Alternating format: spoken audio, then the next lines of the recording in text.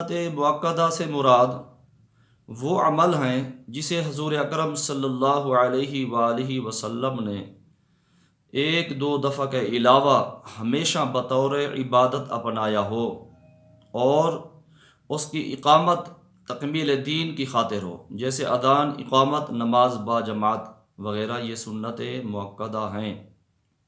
تو پتہ یہ چلتا ہے کہ سنت مؤکدہ وہ عمل ہوتا ہے جسے رسول اکرم صلی اللہ علیہ وآلہ وسلم نے ہمیشہ بطور عبادت اپنایا ہو اور سوائے ایک دو دفعہ کے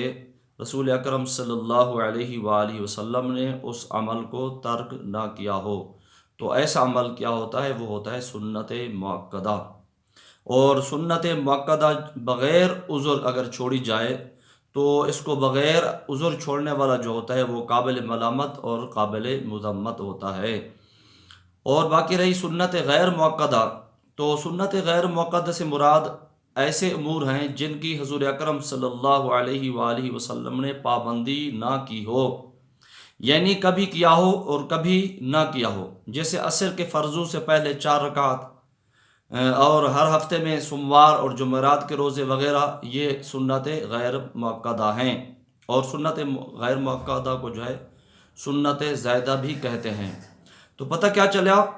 کہ سنت مؤکدہ رسول اکرم صلی اللہ علیہ وآلہ وسلم کے وہ اعمال ہیں جسے رسول اکرم صلی اللہ علیہ وآلہ وسلم نے کبھی کبھی ترک کیا ہو۔ کبھی کبھی تو مراد یہ ہے کہ ایک دو دفعہ زندگی میں ترک کیا ہو اور اس کے بعد حضور اکرم صلی اللہ علیہ وسلم نے ہمیشہ بطور عبادت ان کو اپنایا ہو۔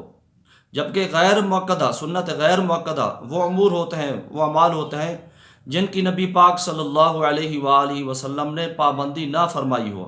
بلکہ کبھی تو ان اعمال کو کیا ہو اور کبھی نہ کیا ہو، جیسے عصر کے فرضوں سے پہلے 4 رکعت نماز سنت ہوتی ہے، اسی طرح عشاء کے فرضوں سے پہلے 4 رکعت نماز سنت ہوتی ہے، اسی طرح سوموار کے روزے، ہر ہفتے میں جمعرات کے روزے، یہ جو ہے سنت غیر مؤکدہ ہیں۔ تو اس تعریف سے واضح ہو گیا، ہمیں واضح طور پر پتہ چل گیا کہ سنت مؤکدہ کون سے اعمال ہوتے ہیں اور سنت غیر مؤکدہ کون سے امور ہوتے ہیں۔